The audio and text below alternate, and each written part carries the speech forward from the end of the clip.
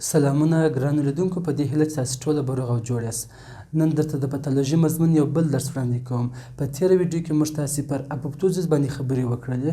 پخوا موږ تاسې په تېرو درسونو کې دا ویلي وه چې حجروي مرګ پر دوه ډوله دی، یوه ته نیکروزیس ویل کېږي، بل ته اپوپتوزیس ویل کېږي.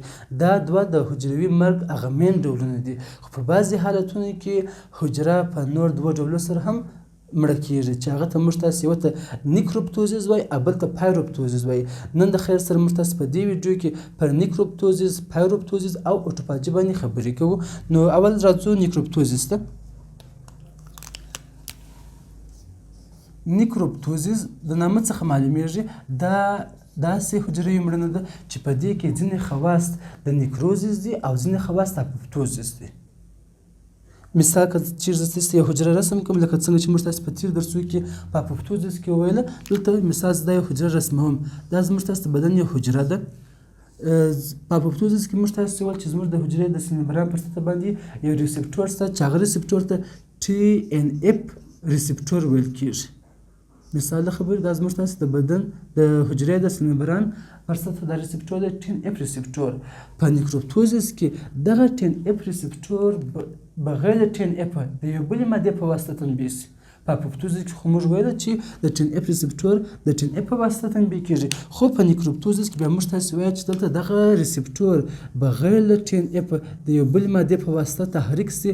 نو دلته د حجرې په داخل کې د ریب کاینیز انزایمونه فعاله کېږي. په تېره ویډیو کې موږ تاسې په اپوپتوزیس کې وویله چې هلته کسپیز انزایمونه فعاله کېدل، خو په دې ځای کې د ریب کاینیز انزایمونه فعاله کېږي. نو دغه ریب کاینیز انزایمونه د دې په واسطه باندې بیا سلیم ممبران هم تخریبېږي، له منځه ځي.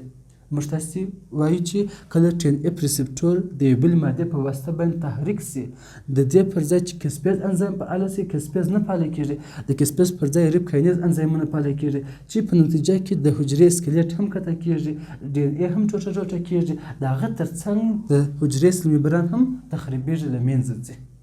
نو نیکروپتوزیس دا داسې حجروي مړینه ده چې په دې کې ځینې خواص د نیکروزیس دي او ځینې خواص د اپوپتوزیس دي. مثال د خبرې شروع یې د اپوپتوزیس په ډول سره وشول. په اپوپتوزیس کې موږ تاسې په اکسټرنسیک پتوي کې وویله چې د TNF ریسپټور به تحریک کېدی، بیا به حجره پروګرام د لارې د پتوي د لارې حجره مړه کېدل. په دې ځای کې هم شروع د اپوپتوزیس په ډول سره ده، خو اخر کې چې دا حجره مړه کېږي د حجرې سلیم ممبران هم له منځه ځي.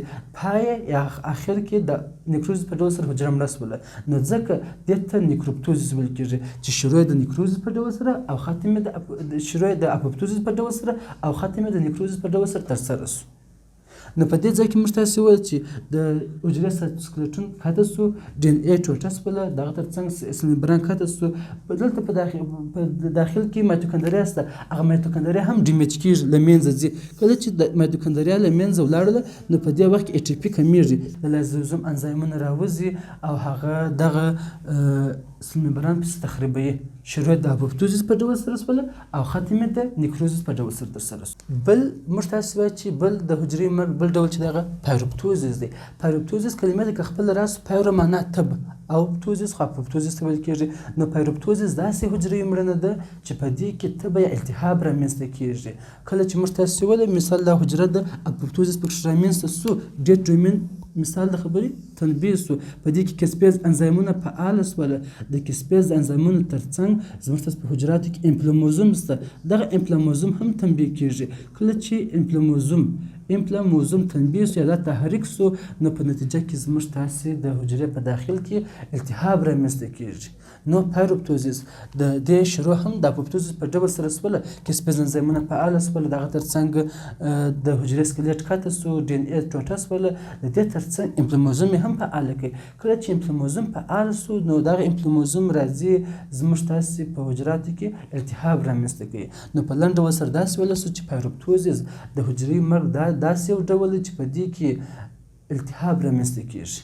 پایرو معنا تبه، یعنې التهاب رامنځته کېږي. شروع د اپوپتوزیس په ډول سره شول، کسپیز انزایمونه په اپوپتوزیس کې فعاله کېدل. په دې کې هم کسپیز انزایمونه فعاله کېږي. موږ ویل چې هغه ډېر ډومین فعاله شو، ریسپټر فعاله کېږي، ډېر ډومین فعاله کېږي. دغه په نتیجه کې کسپیز انزایمونه فعاله شول، د دې تر څنګ امپلوموزوم هم فعاله کېږي. چې امپلوموزوم فعاله شو، نو التهاب هم رامنځته کېږي. نو ځکه دې ته پایروپتوزیس ویل کېږي چې په دې کې تبه رامنځته کېږي، معنا التهاب هم رامنځته کېږي. اوس موږ تاسو پر یو بل موضوع باندې خبرې کوو چې هغه ته اوټوفاجي ویل کېږي. مخکې له دې چې اوټوفاجي ته راسم راځئ یو څه نورې خبرې درته وکړم چې بیا هم په اوټوفاجي باندې ښه سر خلاص شي. موږ تاسو دا یوه خبره کوو چې زموږ د بدن مختلفې حجرې مختلف عمرونه لري. مثال زموږ تاسو عضلاتي حجره د لاس حجرې چې دي دا زموږ د ژوند په اندازه عمر لري چې هر څومره موږ ژوند دي د دې ژوند هم دغونه دي. خو ار بي سي یا ریډ بلډ سیل د وینې سره حجره هغه بیا زموږ تاسو په بدن کې 4 میاشتې وخت لري. 4 میاشتې بعد هغه بیرته له منځه ځي، دغه پر ځای نوې حجره راځي. دغه تر څنګ مثال دبليو بي سي یا وایټ بلډ سیل هغه کېدای شي 10 ورځې 12 ورځې وخت ولري. د دې تر څنګ د پوستکي حجرات دا کېدای شي 4 5 یا 6 ورځې وخت ولري. نو خبره دا شوه چې زموږ په بدن کې مختلفې حجرې مختلف عمرونه لري. اوس موږ تاسو د حجره په داخل کې ارګانیل هم دغه رقم دی. مثال موږ تاسو وایي دلته تاسو یو حجره رسموم. مثال زموږ تاسو د بدن یو حجره ده، په دې کې موږ تاسو مایتوکندریا وایو. مایتوکندریا خپل دا 10 ورځې وخت لري. 10 ورځې زموږ په بدن کې ژوند دي. 10 ورځې بعد دا بیرته له منځه ځي، د دې پر ځای نوې مایتوکندریا لاسته راځي. نو دغه زړه مایتوکندریا باید څه په وسي، دا باید تخریب سي. مثال دا مایتوکندریا ده، دا زموږ په بدن کې په حجرو کې 10 ورځې وخت لري. 10 ورځې بعد باید دغه مایتوکندریا تخریب سي. د دغه تخریب سوي مایتوکندریا په ځای باندې باید یو بل نوې مایتوکندریا جوړه سي. بل به موږ تاسو وایي په هغه کسان چې په کینسر مریضي اخته دي، د کینسر په مریضانو کې بل موږ تاسو وایي د ټي بي په مریضانو کې، په دغه مریضانو کې د دوی دغه مریضانو اشتها کمه وي. د دې دا معنا نه ده چې د اشتها کمه ده نو د دوی حجرو انرژي ته ضرورت نه لري، د دوی حجرې غذا ته ضرورت نه لري، یا د دوی حجرې غذا ته هم ضرورت لري، انرژي ته هم ضرورت لري، خو دغه مریضانو اشتها کمه ده، خوراک ته زړه نه کیږي. نو دغه کسانو دغه مریضانو حجرې اخو انرژي ته اړتیا لري خو د اشتها نه لري، انرژي نه ډوډۍ غذا نه خوري. په هفته مثال یو ډوډۍ د نسو خوړلی ډېر اشتها یې کمه وي. نو دغه حجرې مجبوریږي چې د خپل حجرو په داخل کې خپل د ارګانیلونو څخه استفاده وکړي. نو دغه حجرې راولاړېږي، د حجرې په داخل کې ځینې ارګانیلونه ټارګېټ کوي، د هغه ارګانیلونو څخه غذا لاسته راوړي. مثال مایتوکندریا د رایبوزوم دی، هغه ټارګېټ کوي، هغه چې ټارګېټ کړي هغه تخریبوي، له منځه وړي د دې لپاره چې خپل ځان ته غذا جوړ کړي، خپل ځان ته غذا برابره کړي. نو دې ته موږ تاسو وایي په دغه حالتونو کې چې یا زړه ارګانیلونه تخریبېږي، دغه پر ځای نوي ارګانیلونه راځي، او یا هم په دغه ټي بي او کینسر مریضانو کې چې دوی د لوږې سره مخ شي، د دوی بدن کې د حجراتو انرژي په کار ده خو دوی اشتها نه لري، انرژي نه شي اخیستلی، غذا نه شي اخیستلی. نو دغه مریضان کې دغه حجرې دا کار کوي چې د حجرې په داخل کې خپل د ارګانیلونو څخه استفاده کوي، خپل ارګانیلونه تخریبوي، د هغه څخه استفاده کوي.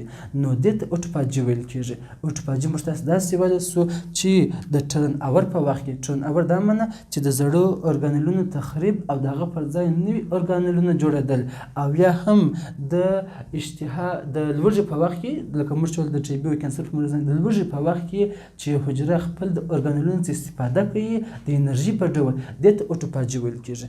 نو په لنډ ډول سره بیا درته وایم، اوټوفاجي مطلب دا چې زموږ تاسې په حجرو کې ارګانیلونه شته، هغه ارګانیلونه خپل عمر لري، خپل وخت لري، د هغه په وخت پر ختمېدو سره باید دغه ارګانیل له منځه ولاړ شي. مثال موږ وایو مایتوکندریا ده، مایتوکندریا 10 ورځې مثال وخت لري، دغه مایتوکندریا باید تخریب شي، د دې پر ځای باید نوې مایتوکندریا جوړه شي. نو زموږ تاسې په بدن کې، زموږ تاسې په حجراتو کې دغه مایتوکندریا پر ځای دغه مایتوکندریا پر ځای باندې یو بل مایتوکندریا جوړیږي، دې ته ټرن اور ویل کېږي. د دې تر څنګ بل موږ وایو چې هغه کسان چې لوږه ولري، مثال په کینسر او په ټي بي مریضانو کې چې دوی اشتها نه لري خو بدن انرژي ته اړتیا لري، بدن ډوډۍ ته اړتیا لري، بدن غذا ته اړتیا لري.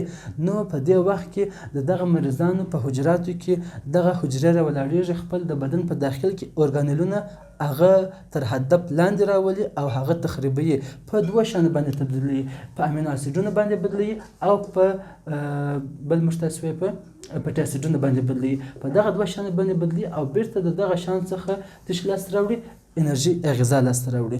کله چې د حجرې په داخل کې هغه ارګانیلونه ټارګېټ کړله، د هغه په واسطه هغه په امینو اسیډونو بدلوي او یا هم په پټي اسیډونو بدلوي، بیرته د دغه امینو اسیډون او پټي اسیډون څخه د غذا په ډول کار اخلي. که چیرې هغه ارګانیل زوړ و نو هغه تخریبي، د هغه څخه د دغه امینو اسیډو او پټي اسیډو په واسطه باندې نوی اورګانیل جوړوي نو دې ته اوټوفاجي ویل کېږي. مثال زموږ تاسې د حجرو په داخل کې مثال رایبوزوم دی. دغه رایبوزوم مثال دته موږ تاسې رایبوزوم مثال وایي د رایبوزوم شکل ما ولیکه درته. دغه رایبوزوم زموږ تاسې د حجرې په واسطه ټارګېټ شو. کیدای سي دغه رایبوزوم یا د حجرې د انرژي په خاطر حجره د لوږې سره مخ وي، نو د لوږې په خاطر باندې حجرې دا ټارګېټ کړی چې داسې استفاده وکړي. یا کیدای سي دغه رایبوزوم زوړ سوی وي، د زوړوالي په خاطر حجرې دا ټارګېټ کړی چې دا باید د منځه ولاړ سي، د دې پر ځای نوی رایبوزوم جوړ کړي، نوی اورګانیل جوړ کړي. نو په دغه دوه حالتونو کې راځي زموږ تاسې حجره سموت اندوپلازمیک ریټیکولم ته امر کوي چې ته یو داسې سل ممبران جوړ کړه یا ممبران جوړ کړه.